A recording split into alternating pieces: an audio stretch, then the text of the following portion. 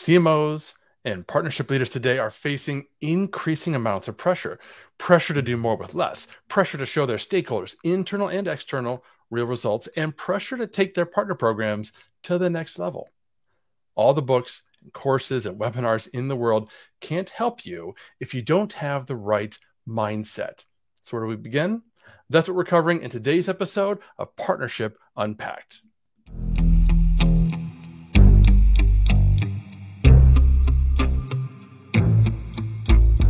This is Partnership Unpacked, your go-to guide to growing your business through partnerships quickly. I'm your host, Mike Alton, and each episode unpacks the winning strategies and latest trends from influencer marketing to brand partnerships and ideas that you can apply to your own business to grow exponentially. And now, the rest of today's episode.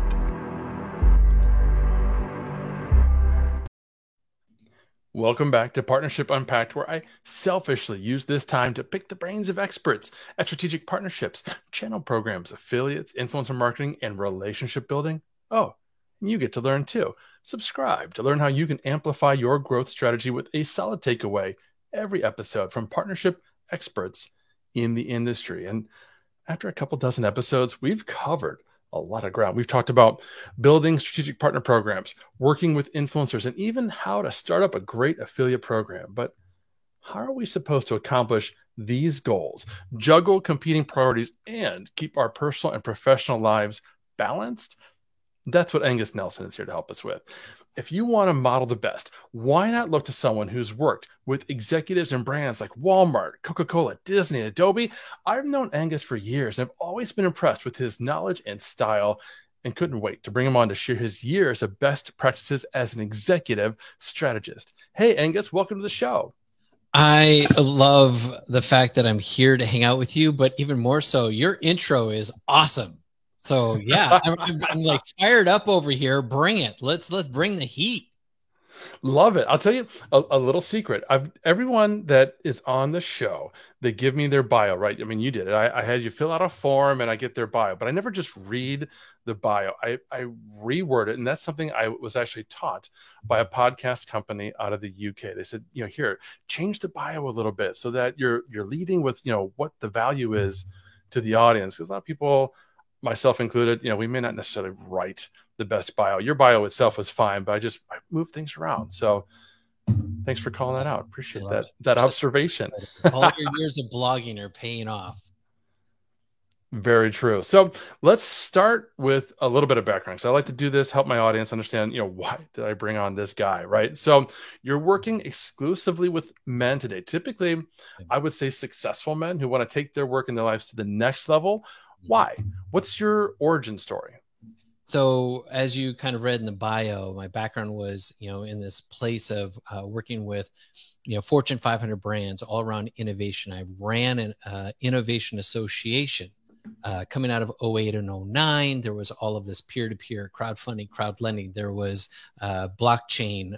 There was autonomous vehicles. All these things that are now becoming more ubiquitous at the time were revolutionary.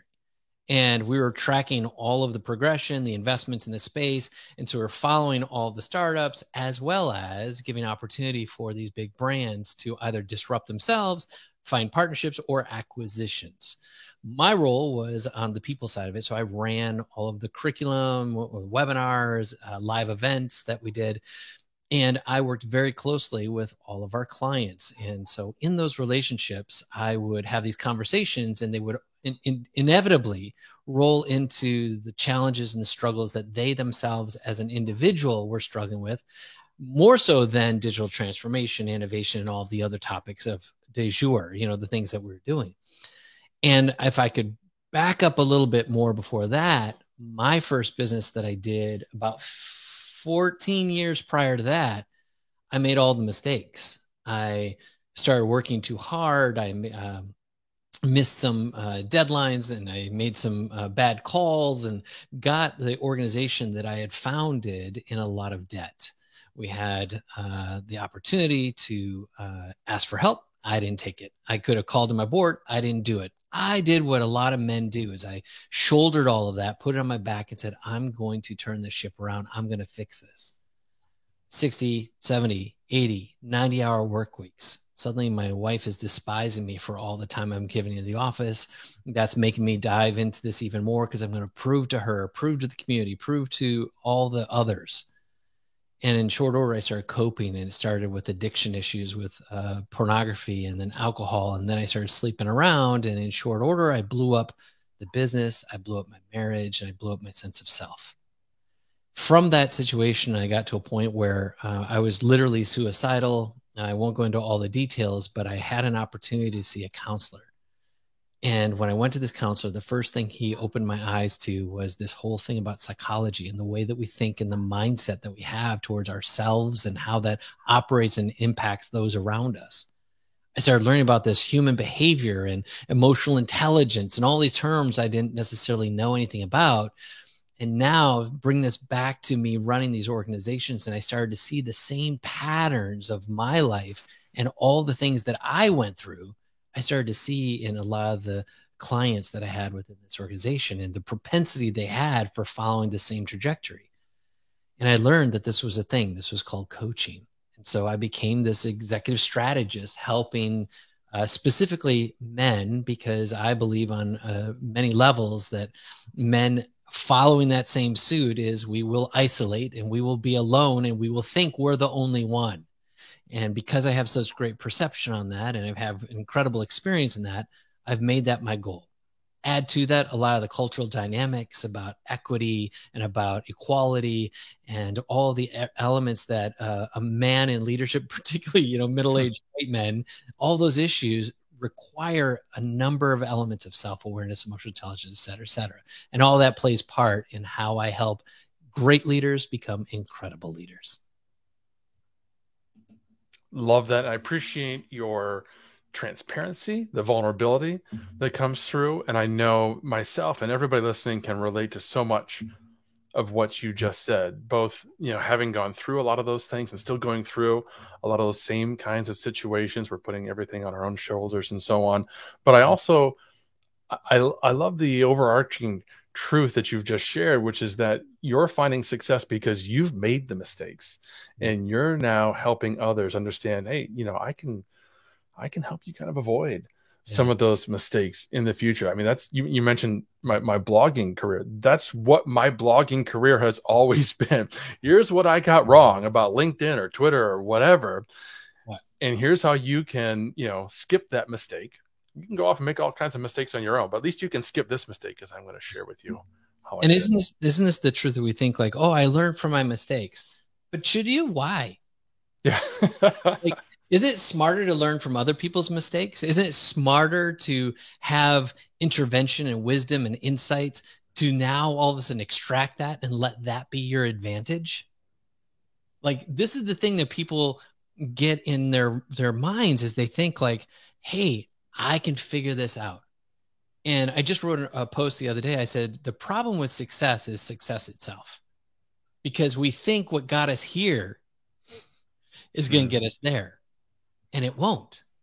It's like you have to upgrade. The name of our organization is Evolve, Evolve Men, is because at some level we need to evolve the way we think, the way we perceive, the way we show up, the way that we lead is a product of an internal transformation of ourselves to give ourselves permission to put on a bigger pair of pants, to wear some bigger shoes so that we can operate at a bigger level. A lot of these startups that I've worked with, when you're at a level where you've got, 1 million, 3 million, and you're like, oh yeah, we got a company. And then you go to a series A and they offer you this wad of cash, 10, 20, 40, $100 million. And now you've got a real company with real liabilities and real accountability. And that's where people start to crack, because they were really cool when they were doing all the things, but now you want me to lead, but I'm used to staying in the weeds. Yep. Don't ask me to be over here and managing people and managing time and managing projections and relationships with all the investors and all the customers and all the different parties at play. Meanwhile, you're trying to build a team. You're trying to delegate. You're trying to let go. Like this, these are huge challenges. And then you add all the other stuff we've had going on the last 3-4 years. It's chaos. And so that's why what I do is not just a job. It's my passion. Is I want to set men free. Yeah. We're actually, it's funny because we're seeing the same kind of evolution within AgoraPulse, where, for years we had this small team startup, scrappy underdog mentality. That ain't us anymore. So that means we now need to change the things that got us to where we are today with the, tens of thousands of customers and millions of annual revenue. Okay. That's not going to get us to the next level. Yeah. We have to change. We have to evolve. So I love that you're sharing that, from a men and a leader's perspective. It's funny. I say this at the outset of every show. I don't know. No one's ever said anything, so I don't know if they pick up on it. But in the introduction, I say, I'm selfishly using this time to pick people's brains. And it's 100% true. It's not just something I said. I mean, this is true. This is for me. And y'all get to listen and learn a little bit with me. But I know that I don't know everything there is to know about partnerships, about influencer marketing. I don't. I'm good at my job. But I'm constantly being asked to do new things and take on new responsibilities and go in different directions and grow with our company that is also growing and changing and evolving. So I appreciate that you're here. I love that we're having this conversation. And I want to kind of call out some of the folks who are working, who are listening right now. They're in the partnership world, because partnership managers, partnership leaders, they're really interesting because they're balancing a lot of internal and external relationships and stakeholders. They're essentially marketers and sales reps and customer support heroes, kind of all wrapped in one. And they need to think about their business as an entrepreneur and a visionary, but also try to create campaigns and projects and integrations that are at least as beneficial to another company. And there's tremendous opportunity for success as well as failure. So here's my question. My question is, what advice would you give to these kinds of professionals who may be working for months on a project or a partnership only to see it fail, falls apart, and suddenly they're faced with this incredible failure or even a series of failures? Yeah. So the first thing I'd say is you're going to look in the mirror, right? And you're going to identify a couple of things. Most people, when they look in the mirror, are going to see the failure. They're going to see the fault. And then they're going to start to pick away at, what could have gone wrong. And they'll then turn that towards the partnership.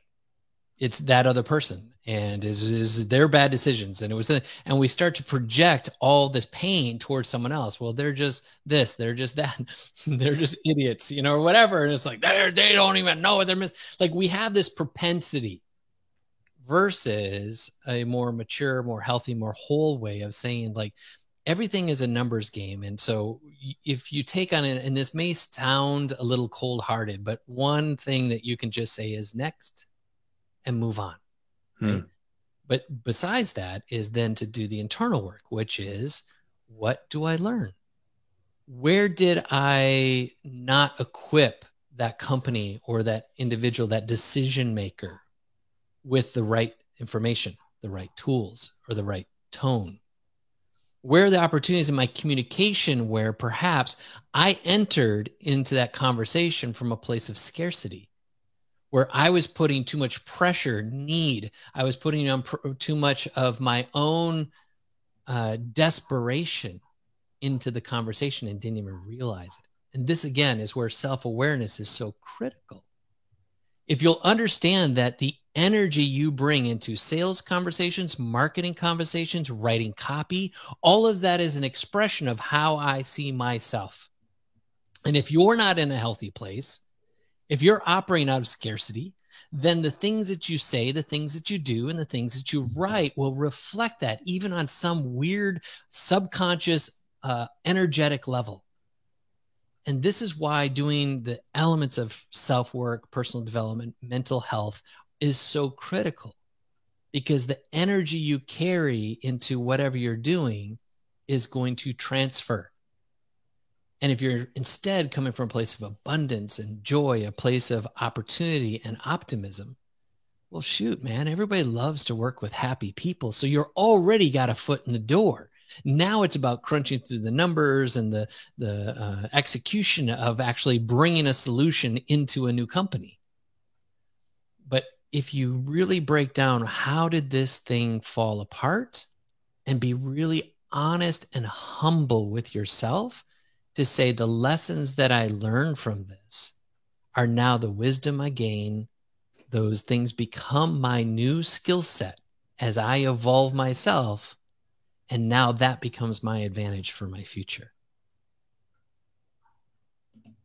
Love it. I went through a little over a week of NLP training last year. Just a deep dive into personal mindset and goal setting. And it's helped me become a better person. It's helped me work better with colleagues, work better with clients. But I've also recognizing that it's not foolproof, right? It's not permanent. I'm often reminded of Zig Ziglar, who was asked once, do you keep having to motivate? Why do I keep having to go through motivate? And he's like, well, motivation isn't permanent, neither is bathing, but you keep bathing, right? You keep having to clean yourself. You keep having to self-motivate. You keep having to work on that self-awareness. So I'm loving that we're having this conversation, because it's a reminder to me, and hopefully to all of you listening, that this is not something that we just do once and stop. We just have to keep working on ourselves, keep reminding ourselves where our power comes from, what our goals are, and have that frank, humble assessment of what went wrong. We do a technique in NLP called timeline therapy, where we almost have this out of body experience, and we go back and we look down unemotionally at what happened, and we deal with it and we address it. So that's amazing. I'll add one more thing to this too. And every listener, you're going to know exactly what I'm saying when I say this. And that is, not everything's in your control. And you may have done the best delivery, communication process of this entire engagement, and something fell apart on the other side. Has nothing to do with how you set it up, the relationship you built, the time you put in, and the emotion that was connected. It may have nothing to do with that.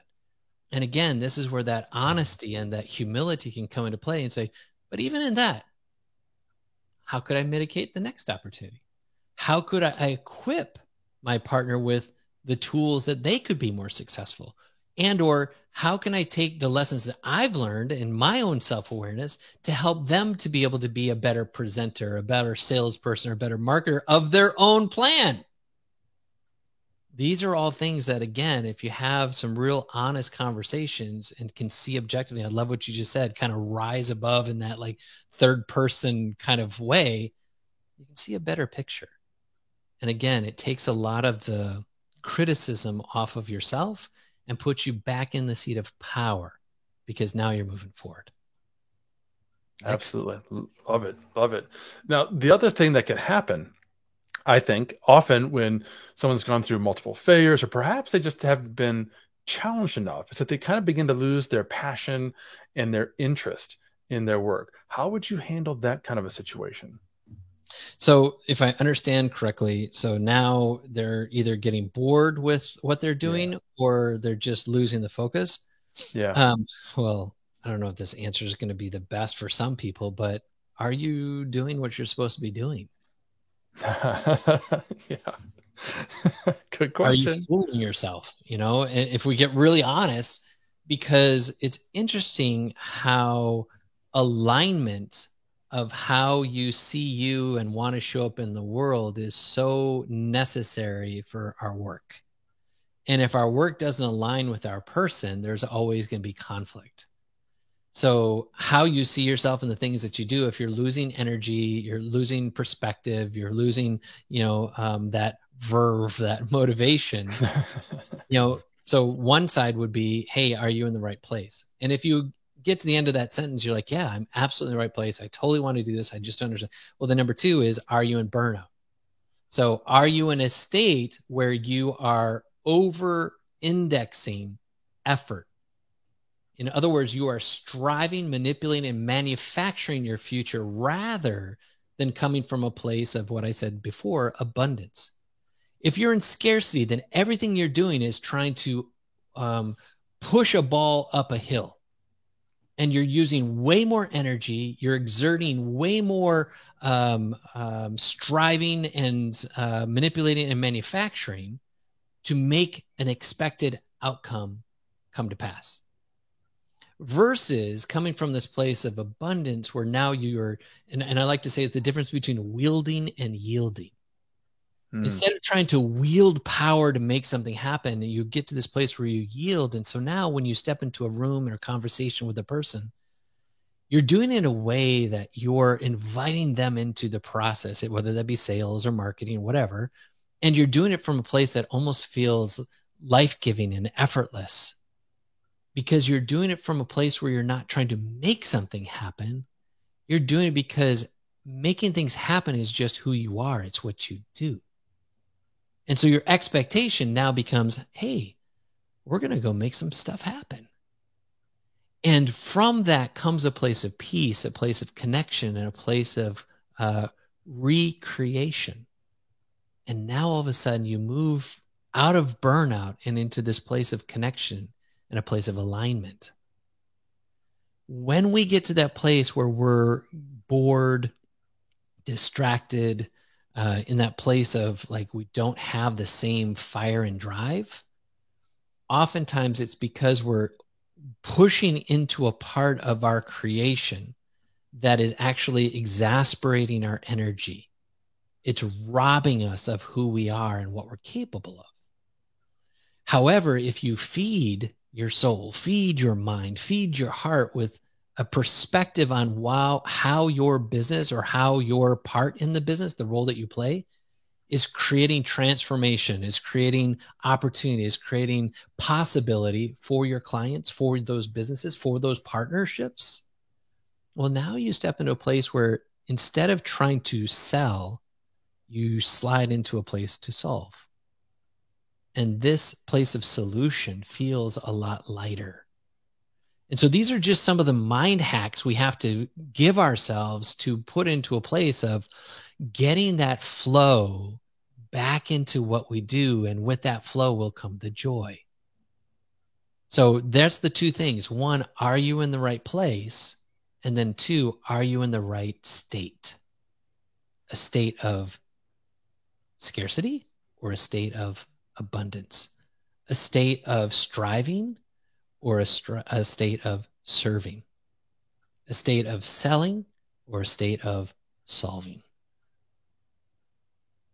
Okay, first of all, that was an amazing answer. Second of all, I love talking to people who've obviously given a lot of thought to not only psychology and human behavior, but the power of words and language, right? When you can use things like antonyms and those kinds of powerful words that just put people in a trance and they're just listening and they're absorbing, and it's easier to understand because of the power of the words that you're choosing. I love that. And I just want to underline the fact that you said alignment was one of the first things. I couldn't agree more. That's so important. And just to have a little bit of a sidebar for a moment with all of you listening today, make sure that you are having conversations about your alignment. Just like Angus said at the very beginning, this is not something you have to take on for yourself. You should be talking to your manager. You should be talking to a coach. You should have a mastermind group. And just to pull back the curtain even more, I've got a personal mastermind group. I met with them last night specifically to talk about my alignment and my goals and who I'm trying to serve as a man, as a coach, as a personal business.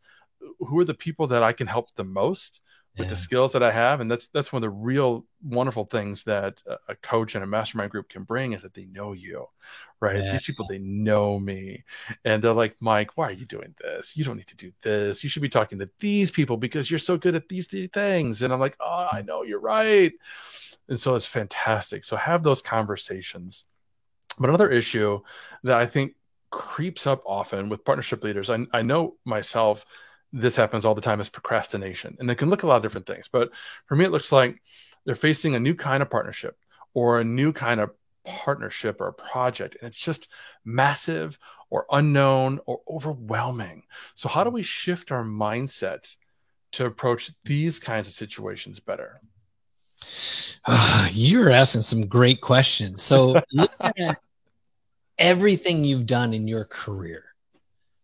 Most things that you have gotten yourself into, either you didn't directly get it in through some school, and I mean school like all the way through grade school, high school, into college, you probably didn't learn a lot of things that you're implementing today in your career in many respects, especially if you're in sales. Like nobody goes to college to get a sales degree. Sales is something you learn on the job, right? And you look at all these things, but the piece that is the common denominator is that at every step in this, evolution, if I can use that word again, is you had this figure out ability, right? You had an ability to figure things out. And so if you're facing something where you're seeing or feeling what the words you use were procrastination, I would use the word resistance. You have to work on something. You have to assemble something. You have to have a certain conversation. You have to send a certain email. You should make that phone call. You should get on that Zoom call. And you just cannot bring yourself to do it. It seems to slide down the priority every time.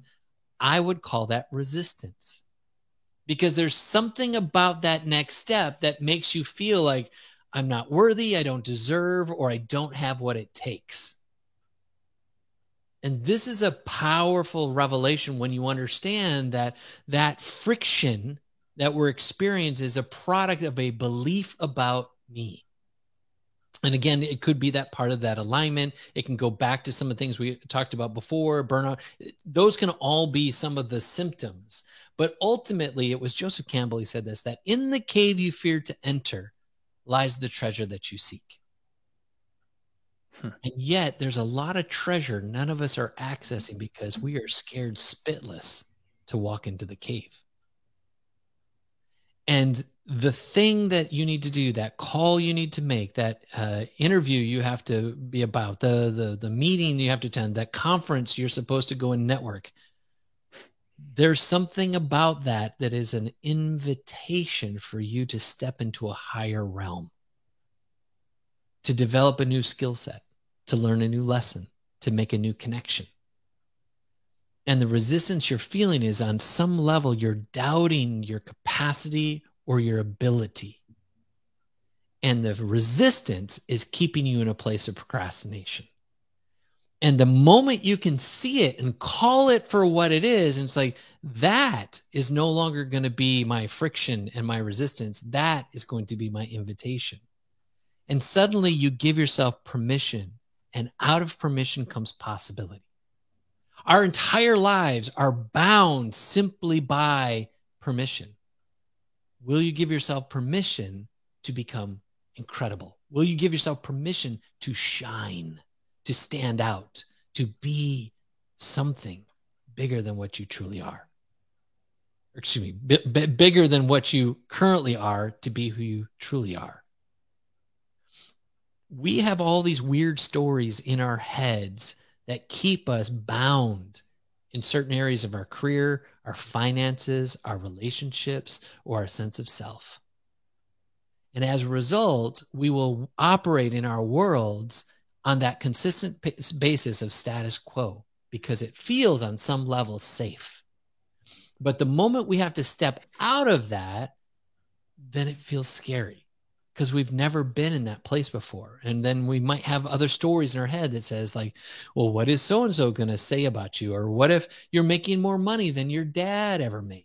What if you're going to be in a place where people are going to think you're high and mighty and you're better than them? Like all these different stories in our heads will actually create self-sabotage in our lives. So now here you are procrastinating. Maybe this procrastination is actually a reflection of you afraid to step in your greatness. And what if you just give yourself permission to pick up that call, to schedule, to have the conversation, to grab that coffee? What possibility is awaiting you on the other side? First, get alignment and give yourself permission. Wow. Folks, we're talking to Angus Nelson about how important it is to have the right mindset and approach to business. And while we're on the subject, I just want to share with you a quick message from our CMO about another area where you may need to shift your mindset: social media. It's the Arc de Triomphe. Can you imagine if you're in charge, if you're the CMO of Marketing Paris? What are your main channels? Wow, there's the Arc de Triomphe. There's the Eiffel Tower. There's the Louvre. Those are your channels you're going to use to drive tourism dollars in. Okay, now, but you're not the CMO of Paris. In fact, you're the CMO of your company, product, service. So what are your main channels? Well, I'm going to guess there are things like pay-per-click, maybe trade shows, events, maybe content. Those are all pretty predictable, right? Let me ask you this question. Are you treating social media as a main channel? By the way, only 1.8% of you today measure social media and can prove an ROI in that investment. HubSpot and Gartner say social media is the #1 channel to invest in this year. Are you doing it? If not, I can tell you why. You're not doing it because you don't have the tools, you don't have the mentality, and that's okay. We've got you covered. You change the mentality, we'll give you the tools. WordPulse tracks all the ROI for you. One place to manage all your social media activity, your #1 channel. Change your success. Treat social media as a channel, one CMO to another. My name is Daryl. I'm with Agorapulse. I'll talk to you soon.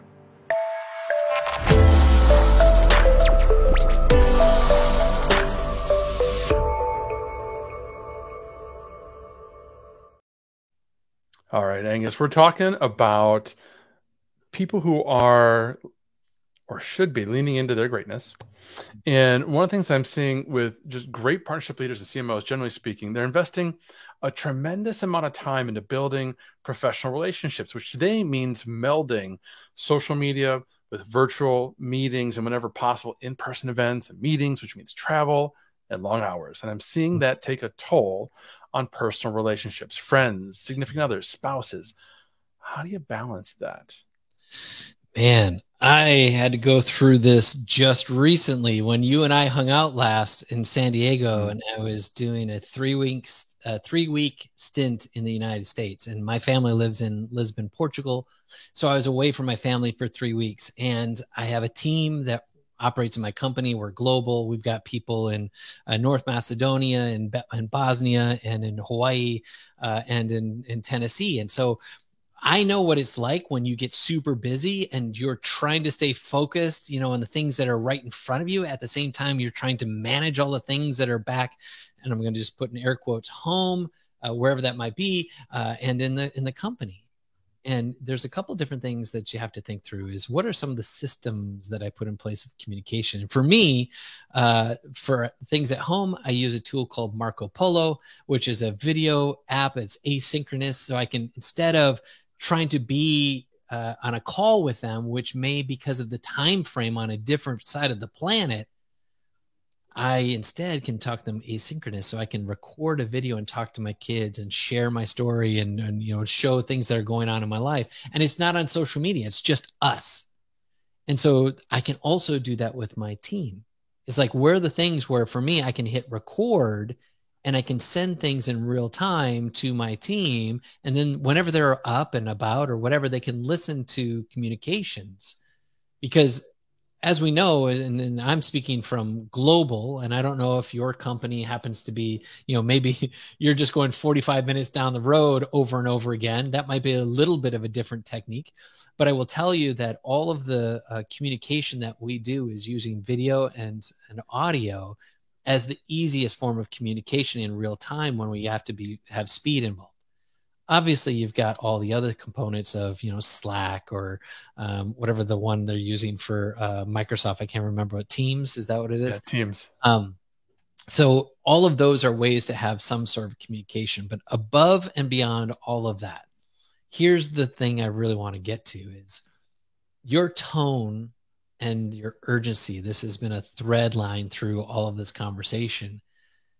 You know what's going on around you, and there's some urgency. You've got to get to this meeting, or you got to get to that part of the event, or maybe you're sponsoring something as the company and we got to get to that booth, all those different things.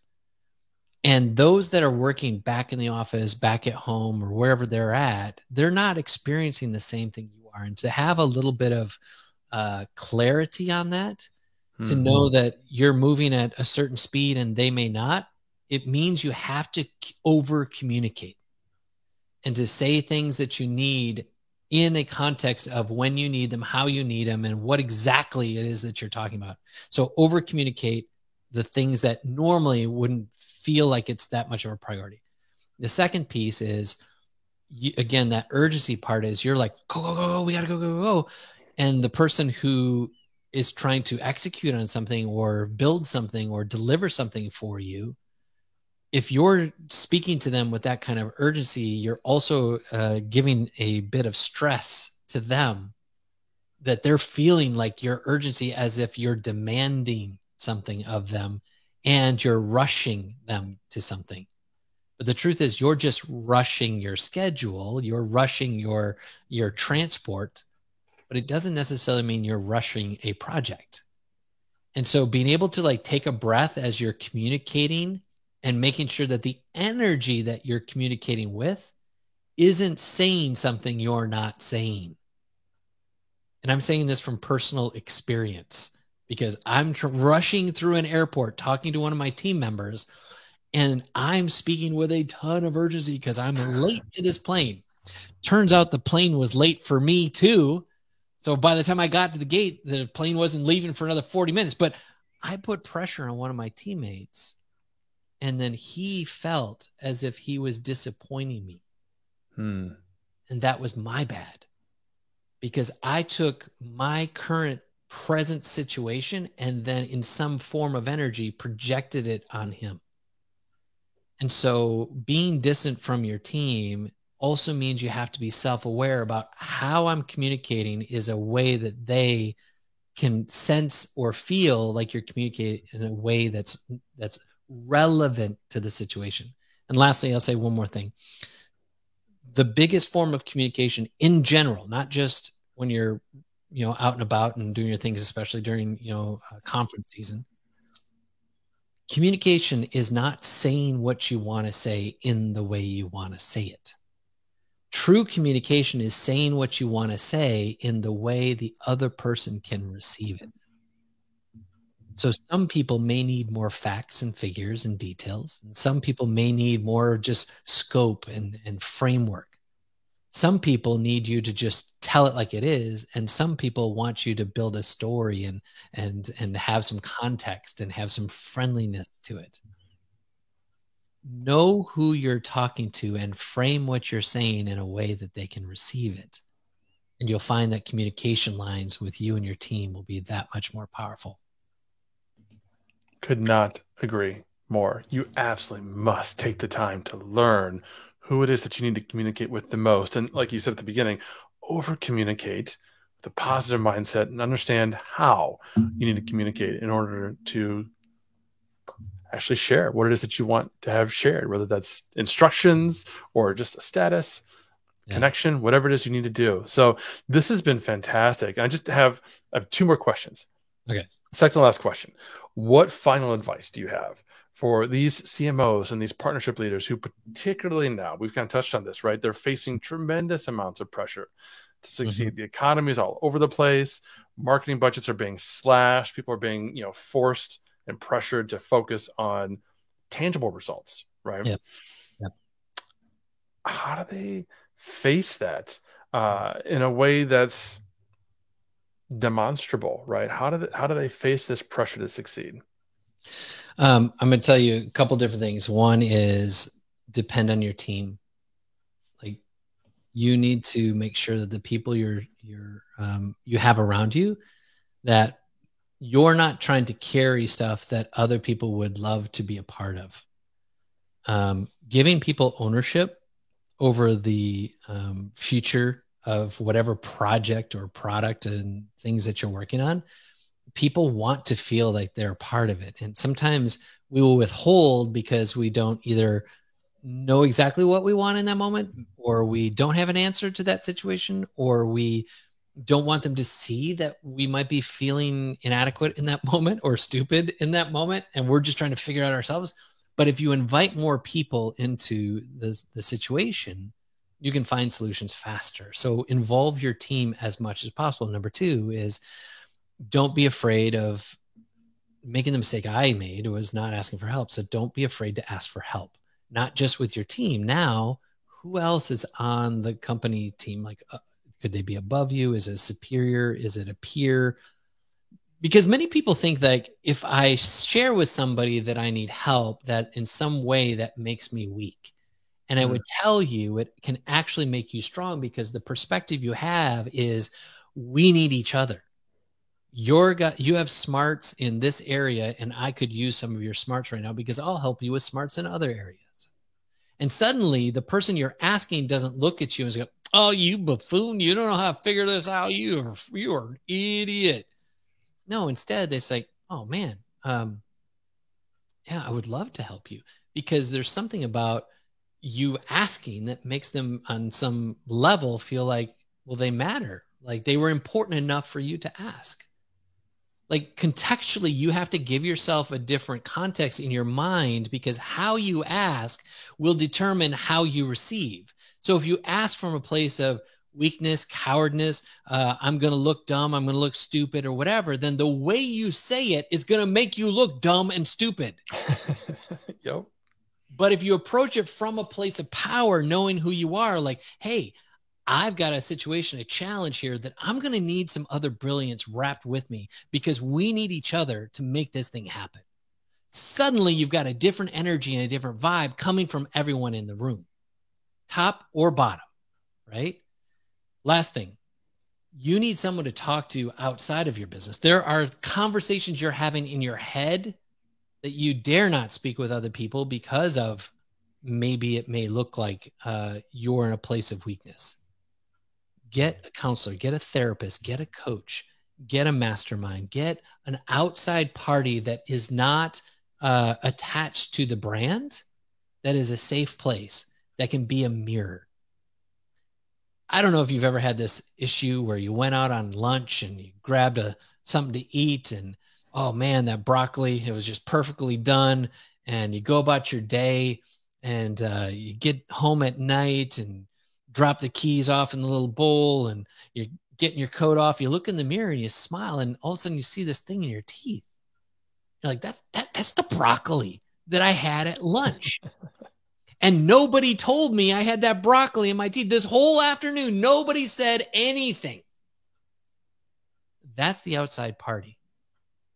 Is they show up a mirror to you and reveal to you the things you cannot see in yourself. That counselor, that coach, that therapist, that whoever that other party is going to say, hey, Mike, have you considered this? Or maybe that person was reacting to that. Or maybe the perspective you have on this challenge is actually looking more like that.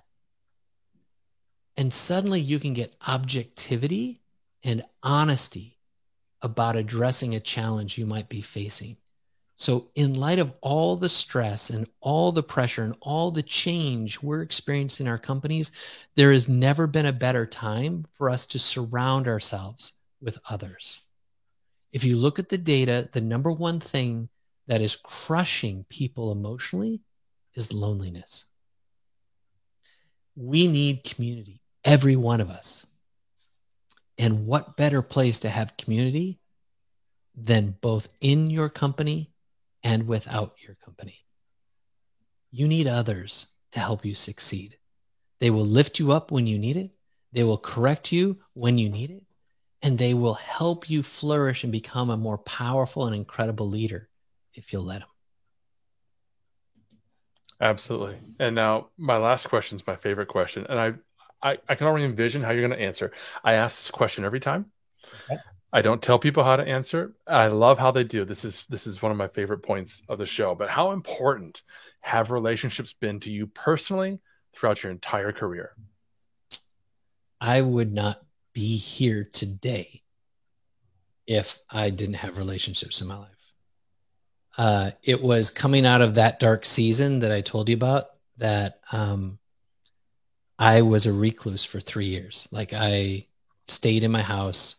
I didn't do jack with anybody. I didn't talk with anybody. I didn't interact with anybody. I just felt sorry for myself.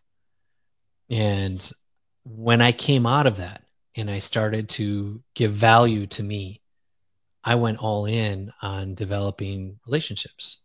And I developed these skill sets about making people feel good about themselves. And the interesting thing was I was finally in a place where I had nothing to gain, nothing to prove, and nothing to lose, because I'd already lost it all. I'd already jacked up my life. And so there's there's some great English right there. There's nothing anybody could say to me that, could make me feel bad about myself. I'd already put myself through the ringer. So now it's like, if you say something, I'm like, well, that's your opinion. Cool. But as I grew, I started networking, and just real funny story is I went into 2008, 2009. I told you about, we were starting to observe, the transformation through all that. Well, what I didn't tell you was I actually did a stint before we started the Innovation Association as a stay-at-home dad. I was finishing my book, and I was taking care of a toddler and an infant at the same time. Great skill sets, and learning about how to be a dad. And I started writing about it, and I had a dad blog. And there was an event in Austin, Texas, and I went to be a part of this dad blogging event. In the evenings, South by Southwest was going on in the interactive, so all the technology, and I had an identical twin brother, and he was the head of social for this little company called Salesforce. And he had the expense account. He was staying at the W. I'm like, bro, I'm staying with you. I'm going to sleep in your bed, and I'm going to, hang out with you. So in the daytime, I did all the dad blog stuff. At night, he took me to all the tech parties, and he introduced me to everybody by having me pretend to be him. Again, we're identical twins. So he points somebody out, and he's like, that's so-and-so from such and such. And you even said, some of our mutual friends, you brought up Falls. I didn't meet him at that event, but I met him as a result of all this. But it was, Chris Brogan and Gary Vaynerchuk and Brian Solis and Jeremiah Aoyang, and like all the guys in the enterprise space were a product of my brother saying, that guy is a hugger or shaker, go. And I'd walk up to him, and I'd give him a hug or give him a shake. I'm like, hey, what's up? And it's like, what's up, Marcus? And then like 4 or 5 minutes later, Marcus would walk up behind them or behind me, and they'd be like, what? And that's how I met everybody. Wow. And one of those people I mentioned was Jeremiah Aoyang. And a year later, we had stayed friends. I was interviewing at a job down in Palo Alto. And I said, I'm in town. And he's like, hey, I'll pick you up. We went and hung out. We did this big geek tour. He showed me all the things about Palo Alto. And then we ended up the evening talking about human behavior at some seedy bar in Palo Alto. And just a few months later, I got wind that he was starting a new company. I was like, you want some help with that? And he gave me a shot. And he could have hired anybody from the Bay Area. And he hired me. That changed the directory of my life just through relationships. And I've never quit. And that's how you and I know each other. And that's how so many of our little network of friends is, because we've invested in each other. And the ones who have stayed are the ones who don't take themselves too seriously, are the ones who actually give more than they take. The ones who show up for each other. That's the power of our network. And that's how we became who we've become. Love it. Angus, you have been amazing. And this has been such an important and informative talk. It's been impactful to me personally. I'm going to be thinking about this for weeks and weeks and weeks. Can you tell folks where to connect with you and learn more and work with you? Sure. You can find me at angusnilson.com. That's the best place to find me. And I would tell you, if you are facing some challenges in your own career or life, we like to say, for all the men that we've experienced over the last 7 years, we built an assessment called the 4 Mountains. We believe every man faces a mountain. The question is, what mountain are you facing? Because you'll never know what you need to do, what action you need to take, until you know exactly what you're facing. And you can simply go to whatismymountain.com, and you can take the assessment, take you 2 minutes, and then it'll give you all the information you need to bring transformation into your life. Love it. We'll have whatismymountain.com and all of Angus's other information and links in the show notes. That's all we've got for today, friends. But don't forget to go to the Partnership Unpacked podcast on Apple and drop us a review. We'd love to know what you think. Until next time.